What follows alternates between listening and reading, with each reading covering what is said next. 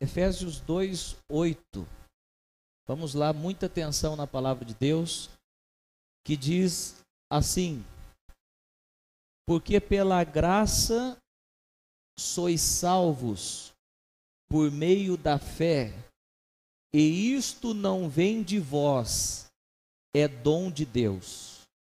Que verso tremendo, verso abençoado, que palavra extraordinária da parte de Deus para nós.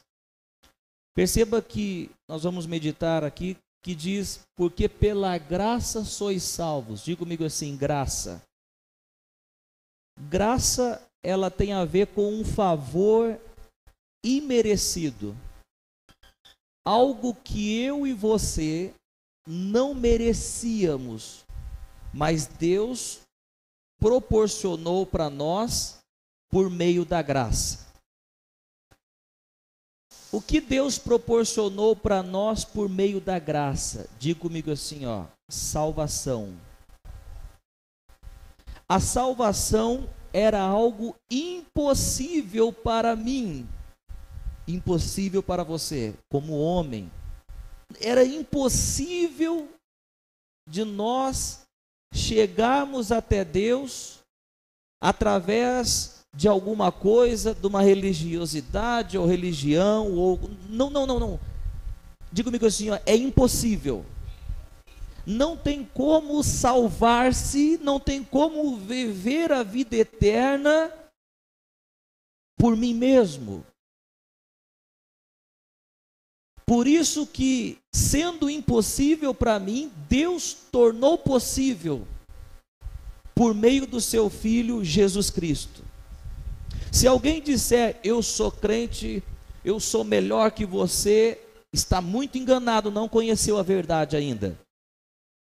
Você não sabe as coisas que eu faço na igreja, eu pratico coisas boas, eu faço, e por isso que eu vou ser salvo. Sem Cristo ninguém será salvo.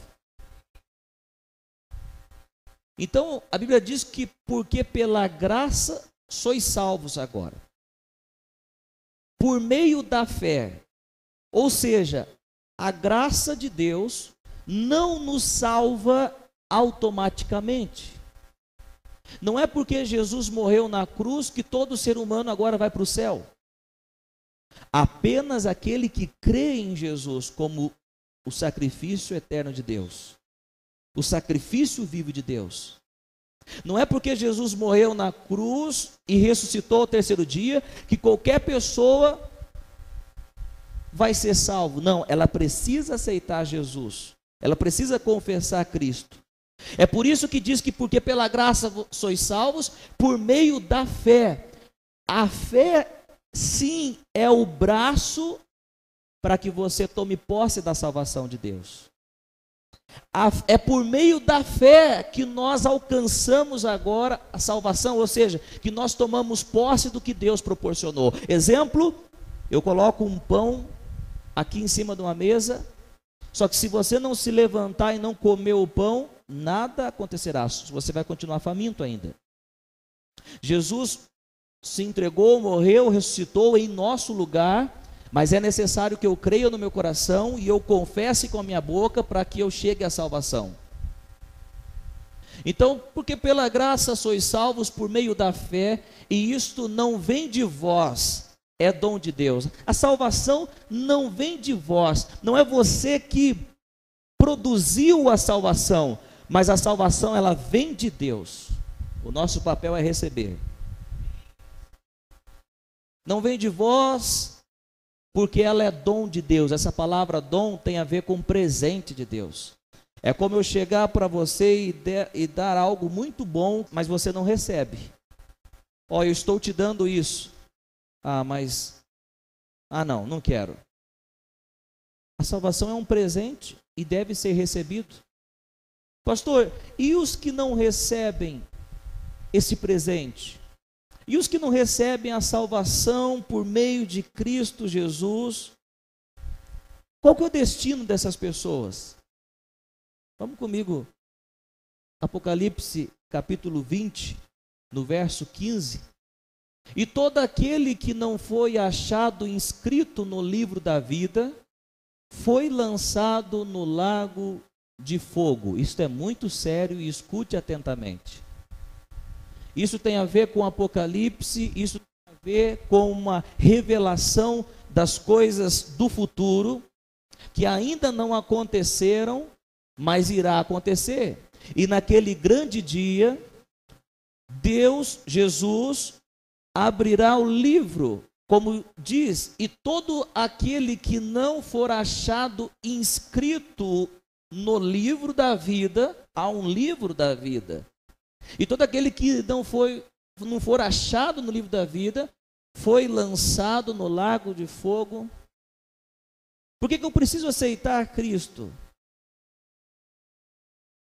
Se você pensar um pouco, os seus 70, 80 anos de vida aqui nessa terra não se compara com a eternidade por vir. Eu quero a minha vida, eu quero curtir, quero fazer o que eu que mando em mim. Por favor, pense 2 vezes nisso. Por quê, pastor? Porque é uma eternidade que está em jogo. E as pessoas vão ser lançadas no lago de fogo e enxofre, porque elas rejeitaram a salvação por meio de Cristo Jesus. Porque o nome dessas pessoas não estão escritos no livro da vida. E quais pessoas, pastor, vão ter o nome escrito no livro da vida? Aqueles que forem regenerados. Regeneração tem a ver com uma obra exclusiva de Deus na minha vida e na sua vida. É algo invisível, mas é algo que tem o poder de transformar o seu interior e fazer com que você agora nasça de novo, pertencendo à família de Deus. E não vos enganeis, porque aquele que não nascer de novo, o seu nome não estará no livro da vida. Aquele que não nascer de novo, não verá o reino de Deus. João capítulo 3, verso 5. Escute o que Jesus disse. Jesus respondeu: em verdade te digo, que se alguém não nascer da água e do Espírito, ou em outras palavras, não nascer de novo, não pode entrar no reino de Deus. Há muitas pessoas nas nossas congregações que ainda não nasceram de novo. Isso é muito sério. Há muitas pessoas, às vezes, não estou falando aqui, mas do nosso lado, que conviveram conosco durante 10, 15, 20 anos, congregaram, deram glória com a gente, que não nasceram de novo. E se não nasceram de novo, seus nomes não estavam escritos no livro da vida. E se não está escrito no livro da vida, o que a palavra de Deus diz em Apocalipse 20, 15, será lançado no lago de fogo. Isso é sério? O novo nascimento, meu irmão, tem a ver com aquela pessoa que foi agora regenerada. Uma pessoa que não foi regenerada, você até passa algumas coisas para ele. Faça isso aqui na igreja, faça aquilo, faça isso, faça aquilo. E ele obedece. Só que lá dentro nada mudou. E longe da nossa presença, é lamentável. Longe da presença desse agrupamento de pessoas, só Deus sabe como que é a vida. Porém, o regenerado, ele depois que aceitou a Cristo, realmente se arrependeu e foi regenerado, essa pessoa não mais se acostuma com o pecado. Tudo muda. O que ele escuta, o que ele vê, as coisas com quem ele conversa. Por isso nós temos que orar e dizer: que haja um novo nascimento. Então Jesus disse, se não nascer de novo, ou seja, não tem como entrar no reino de Deus. Você precisa nascer de novo. E se você não nascer de novo, você não terá o teu nome escrito no livro da vida. E se você não ter o seu nome escrito no livro da vida, você será lançado no lago de fogo. Pastor, e esse lago de fogo é um sofrimento por 10 anos? Pastor, será que o sofrimento do lago de fogo é por 100 anos? Vai sofrer, depois vai ser aniquilado? Será que o sofrimento é por 1000 anos? Vamos ver o que Jesus fala a respeito disso em Mateus capítulo 25, verso 46. E irão eles para o castigo de 10 anos, é isso? E irão eles para o castigo de 1000 anos, é isso?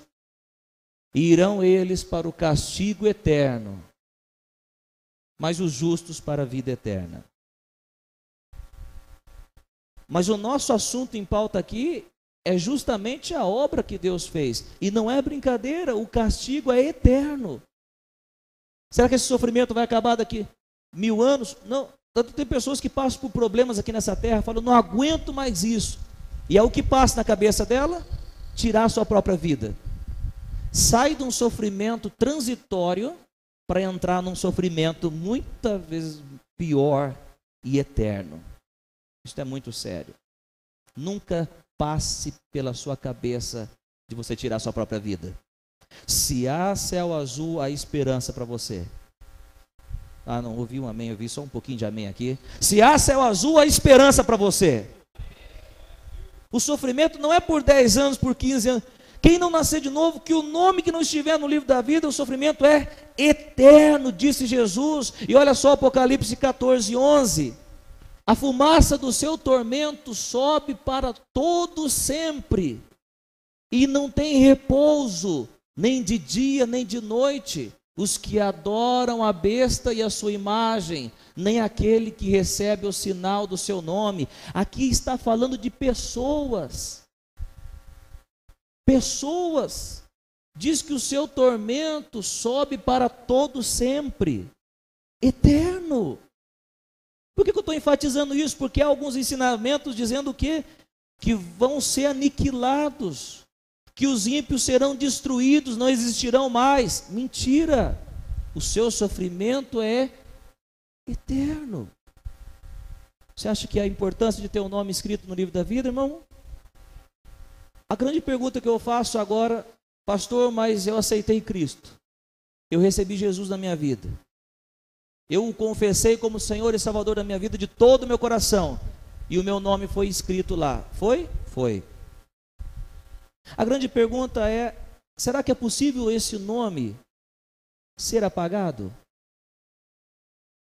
Apocalipse capítulo 3, a partir do verso 1. Ao anjo da igreja em Sardes, escreve. Quem? João escrevendo, mas a palavra de Cristo. Isto diz aquele que tem os 7 Espíritos de Deus e as estrelas. Conheço as tuas obras, tens nome de que vives e está morto. Próximo. Sê vigilante e com... Essa palavra é para nós, irmãos, que nós temos o nome escrito no livro da vida.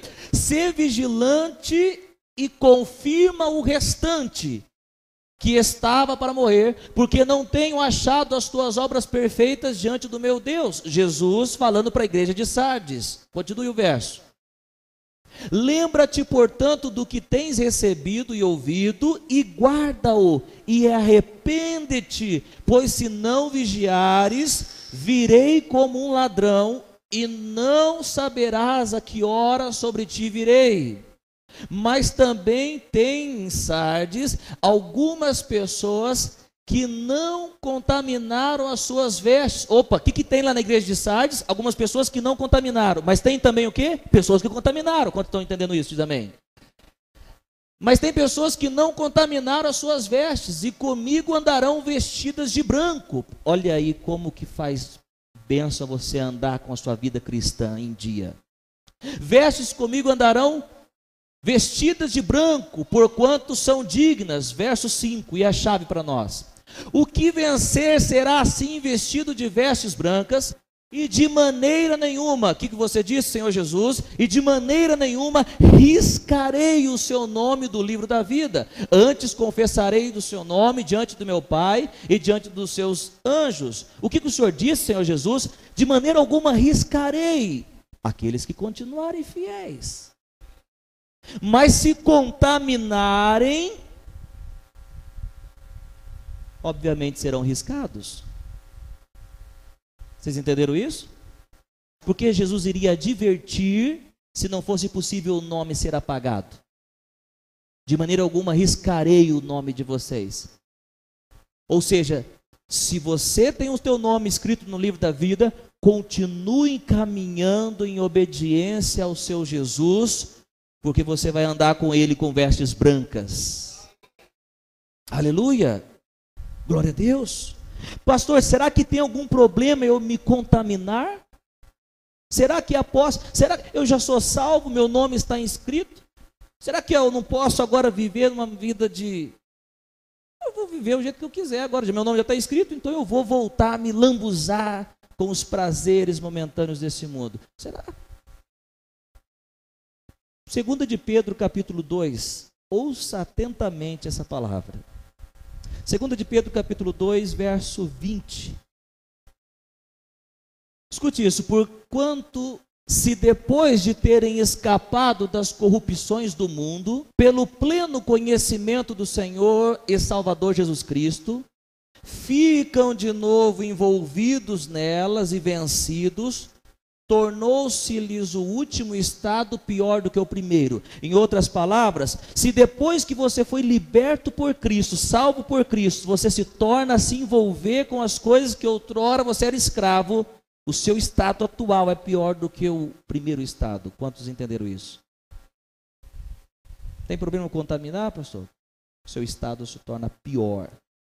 Aceitei Cristo, me arrependi, mas agora, já que meu nome está lá, então agora eu vou viver. Não, por favor. Você foi liberto para continuar liberto. Você foi salvo para que continuar salvo. Aleluia. Próximo verso, verso 21.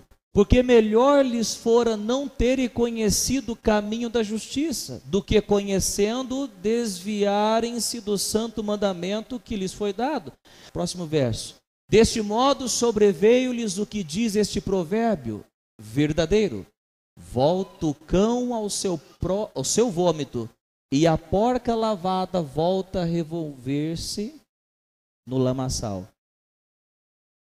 Quando acontece o vômito, quer dizer que aquilo não fez bem para você, sim ou não?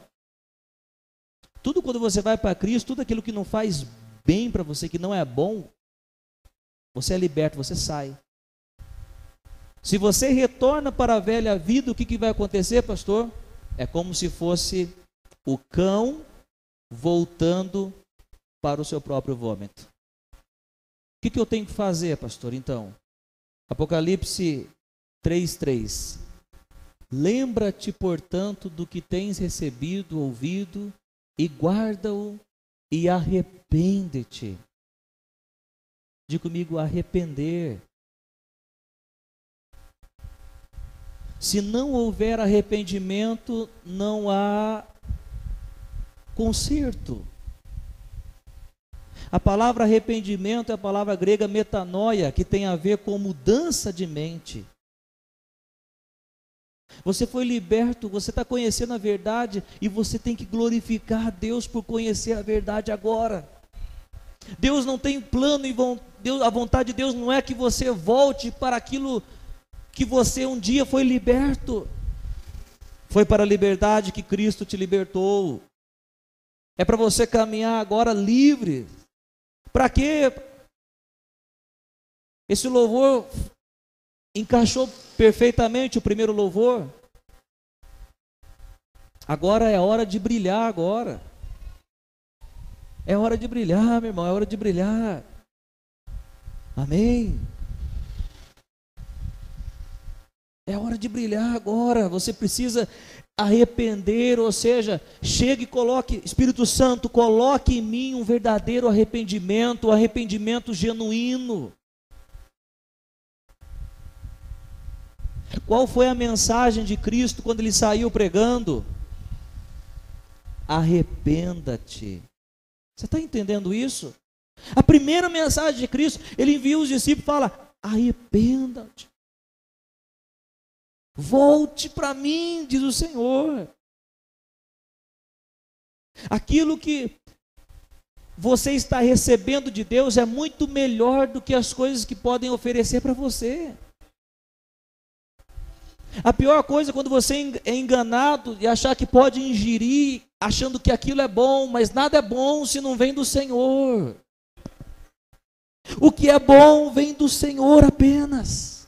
E o que você precisa é aquilo que vem do Senhor.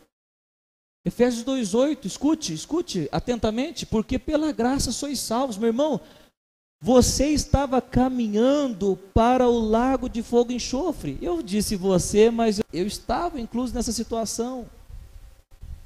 Nós estávamos caminhando para o lago de fogo e enxofre, mas aí Deus proporcionou por meio de Cristo a salvação, e agora pela fé eu recebo essa salvação agora. Aquilo que era impossível para mim se tornou possível por meio de Cristo. Hoje eu sou salvo para permanecer liberto. É por isso que nós estamos aqui, porque na igreja, nesse local, nós temos um alinhamento, e se porventura você está indo para o lado, para aquele lado, você vai voltar às primeiras obras, o primeiro amor. Ah, pastor, essa palavra é do pastor, essa palavra é de Deus para o teu coração, meu irmão. Você pode estar aqui 20 anos e nunca aprender, se você não entender que não é a minha palavra, mas é a palavra de Deus para a tua vida. Eu vou ver você indo para o buraco e vou ficar tranquilo. Não, eu amo, não vou falar nada não para ele. Eu não quero magoar vocês. Não. Eu creio que ninguém se ficará magoado. Por quê? Porque essa palavra é a palavra de vida eterna. Jesus falou, discípulos, aqueles foram embora, vocês não vão? Pedro disse, para quem iremos se só tu tens a palavra de vida eterna? Agora, olha o verso 9 de Efésios 2. Então nós somos salvos pela graça e nós acessamos a graça pela fé. Aí ele diz, essa salvação agora não vem das obras para que ninguém se glorie. Isso nós não vamos ficar muito tempo aqui não, mas aqui é dizer o seguinte, você é salvo agora, meu irmão? Você é salvo, minha irmã? Glória a Deus. Porque não é por causa da minha roupa, não é por causa daquilo que eu faço, mas é por aquilo que Ele fez por mim. Então a glória é de Deus. Essas obras, está falando das obras da lei. Essas obras está dizendo a lei mosaica. Ou seja, não comer carne de porco, guardar o sábado, circuncidar. Todas essas coisas fazem parte da lei mosaica. E nesse contexto, alguns estavam achando que tinham um favor de Deus, porque eles estavam cumprindo essas regras religiosamente falando. E pela lei mosaica ninguém pode ser salvo. Somente por Cristo podemos ser salvos. Olha o que diz Romanos capítulo 3, verso 20, a respeito desse assunto. Porquanto pelas obras da lei nenhum homem será justificado diante dele. Diante de quem? Diante de Deus. Pois o que vem pela lei é o pleno conhecimento do pecado. Pastor, por que então a lei mosaica foi dada? Por que aquela lei foi dada? Para mostrar que eu e você éramos pecadores. Se eu reconheço que sou pecador por causa da lei mosaica, o que eu busco agora? Alguém que me salve dessa situação. Quem é o Salvador? Jesus. O que a lei faz? A lei serve então como um tutor que me leva até Cristo, o Salvador. Amém? Se você recebe Cristo agora, isso é muito sério, escute atentamente. Se você recebe Cristo agora, pela fé, é justificado, e agora retorna para a prática da lei mosaica. Repito, a guarda de sábado, circuncisão, simplesmente você está negando o sacrifício de Cristo. Porque a lei serviu apenas para mostrar que eu era pecador e me levou até aquele que poderia me salvar, Jesus Cristo. Agora, versículo de número 10, Efésios 2:10. Só retomando, a partir do 8, pela graça nós somos salvos, por meio da fé. Isso não vem de vocês, não é porque vocês praticam as obras da lei, mas isso vem de Deus, é dom de Deus. Verso de número 10. Porque somos feitura sua, feitura de Deus, criados em Cristo Jesus para boas obras. Escute isso. Porque somos feitura sua. Diga comigo assim, ó, feitura de Deus. E a palavra grega para feitura é um projeto realizado de um artesão. O que é um artesão, pastor? Um trabalhador que realiza o seu ofício com as mãos. Quando usa, porque vocês são feitura de Deus, está dizendo agora, porque Deus, o grande artesão, criou vocês com as suas próprias mãos. Olha, vocês foram salvos pela graça agora. Será que minha vida acaba por aqui? Será que eu tenho que ir embora agora para o céu? Não, Deus está falando, eu te formei com as minhas próprias mãos agora para um propósito. Porque sou feitura sua, criados em Cristo. Quem lembra em Gênesis quando Deus criou o homem do barro? Você lembra? Pois é, aquele homem foi destruído, caído pelo pecado. Projeto fracassado estava. E o que era fracassado, agora por meio da graça, Cristo salvou, e agora eu sou feitura de Cristo agora. O que era fracasso se tornou sucesso. Todo homem que não tem Cristo é um fracasso. E quando ele recebe Cristo, ele se torna um sucesso. Por quê? Agora nós fomos recriados em Cristo pelas próprias mãos de Deus agora. Pastor, e para que isso daí? Nós somos recriados em Cristo agora, para quê? Para práticas do quê? De boas obras. Por que você está aqui? Por que você recebeu Cristo? Porque agora você tem agora boas obras para realizar. Você não apenas para encher a igreja, para sentar no banco, não, você tem boas obras para realizar agora. Pastor, e essas obras aí? Que são essas obras? Escute isso, as quais Deus preparou antes. Estou falando na outra tradução, vamos nessa. As quais Deus antes preparou para que andássemos nela. Escute isso atentamente. O que, pastor? Antes mesmo de você nascer, Deus já tinha trilhado o seu caminho e preparado obras para que você realizasse, antes do seu nascimento. 2 caminhos, um com Cristo e um sem Cristo. Caminho sem Cristo, não podemos dar segurança alguma para você. Caminho com Cristo, podemos dar uma palavra para você. Se você caminhar com Cristo, sucesso para a tua vida. Sucesso para a tua vida. Se você caminhar com Cristo, sucesso para a sua vida, por quê? Porque a vida agora que você tem em Cristo para trilhar, já foi preparada por Deus lá atrás, na sua eternidade. Agora você tem uma vida com Cristo agora para práticas de boas obras que Deus antemão preparou. Por que Deus me mantém aqui, pastor, salvo? Para que através de você, as pessoas que estavam caminhando para o inferno se convertam em caminho para o céu agora. Você é um testemunho vivo de Cristo nessa terra. Livro de Jeremias, capítulo 1, verso 4.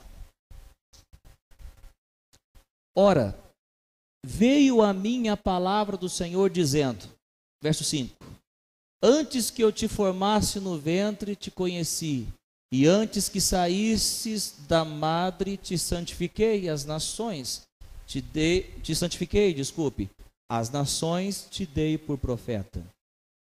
Que, Senhor, o que o Senhor está falando? Jeremias, antes que eu te formasse no ventre, eu te conheci. Antes que você nascesse, Jeremias, eu te conheci. E o separei para que você se torne profeta às nações. Você não está aqui por acaso. Deus tem um propósito para a tua vida em Cristo Jesus. Pregadores que fizeram história, começaram, alguns deles, com 40 anos de idade. Não começaram no berço evangélico. Com 40 anos de idade começaram no ministério de sucesso. Charles Finney. O homem era tremendamente usado por Deus. Era um advogado e conheceu a Cristo aos 40 anos. Estava sem Cristo, caminhando para o lago de fogo e enxofre, conheceu a Cristo, se converteu, e as obras que Deus tinha criado para Charles Finney na eternidade, ele passou a viver nessas obras e no propósito de Deus. Deus tem um propósito para a sua vida em Cristo. E só vai ser feliz quando você andar nesse propósito. Você quer uma dica? Entre no seu quarto e fala: geme, Senhor, revela-me o teu propósito, o que o Senhor quer de mim. Gálatas capítulo 1, versos 15 e 16. Verso 15 primeiro. Mas quando aprouve a Deus, que desde o ventre de minha mãe me separou. Quem diz isso? Paulo diz isso. E me chamou pela sua graça. Verso 16. Me chamou por sua graça, revelar seu Filho em mim, para que eu o pregasse entre os gentios. O que você disse, apóstolo Paulo? Que Deus me separou desde o ventre da minha mãe. Para quê, Paulo? Para que eu pregasse a palavra. Jeremias, propósito dele, ser profeta. Paulo, ser pregador para os gentios. Os dois andaram e viveram aquilo que Deus tinha para a vida deles. O que Deus quer de você? Deus pode te levantar como empresário e ter dinheiro, mas não simplesmente para você ser um rico, cheio de dinheiro e ficar soberbo, mas que através das suas finanças você patrocine a obra de Deus. Propósito. Deus pode te chamar como profeta, que é o caso desses que eu falei aqui. Eu não sei. Você deve entrar no seu quarto e dizer: Senhor, o que o Senhor quer de mim? Porque o Senhor, pela sua graça, o Senhor me salvou. E aí diz que agora eu sou criado, recriado em Cristo para práticas de boas obras. E essas obras o Senhor preparou antes que eu nascesse.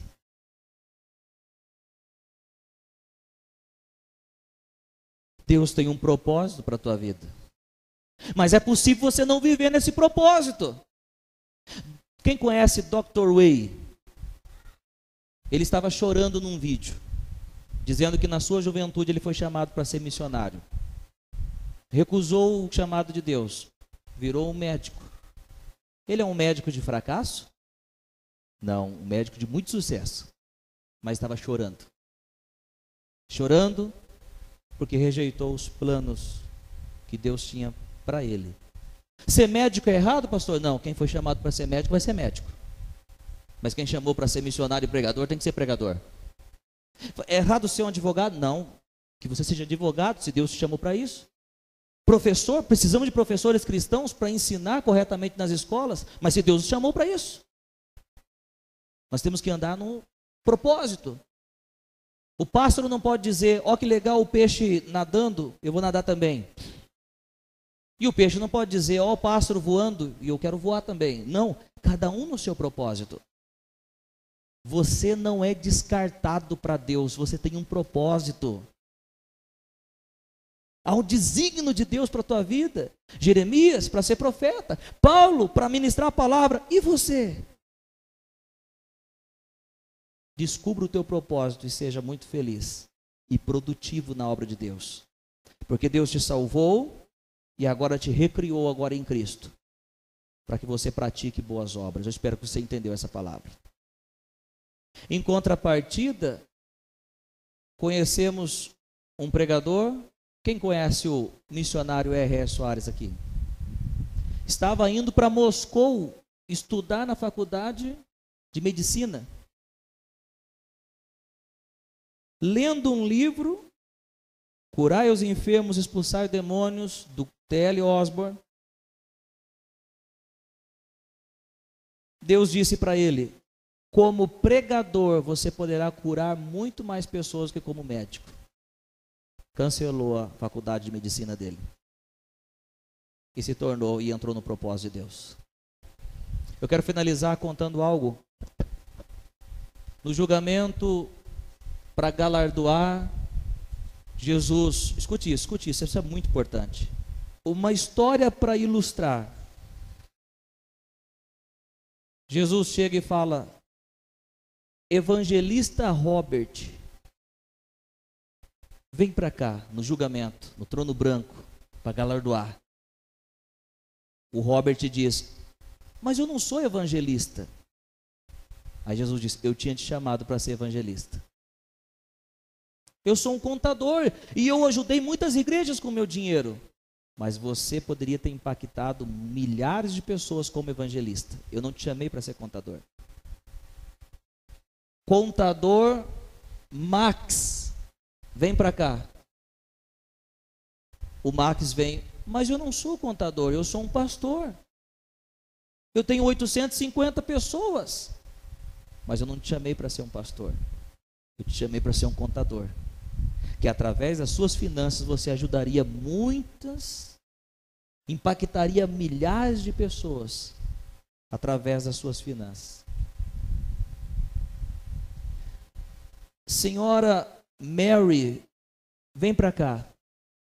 Senhora Mary, você impactou milhões de pessoas. Mas eu nunca subi num púlpito, eu nunca preguei, nunca fiz uma campanha evangelística. Mas você cuidou e ensinou bem seus 3 filhos no caminho do Senhor. E os 3 impactaram milhões de pessoas. Não existe propósito pequeno e grande, existe propósito de Deus, eternos. Pai, muito obrigado com a sua palavra.